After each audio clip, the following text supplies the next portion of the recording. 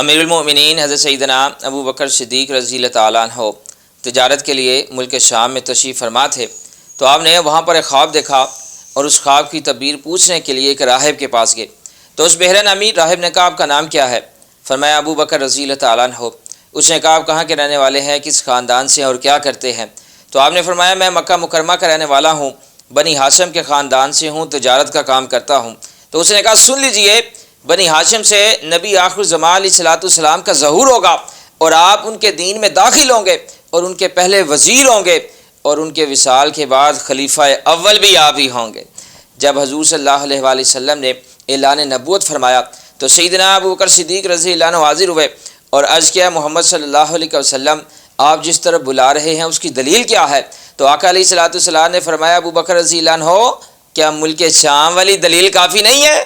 یہ سنتے ہی آپ نے کہا اشہد ان لا الہ الا اللہ واشہد ان محمد عبدہ ورسولہ، اور اس میں بھی غیبی خبر ہے کیونکہ سیدنا صدیق اکبر رضی اللہ عنہ نے یہ خواب ملک شام میں دیکھا تھا اور آقا پاک علیہ الصلوۃ والسلام اس کی خبر مکہ مکرمہ میں فرما رہے ہیں۔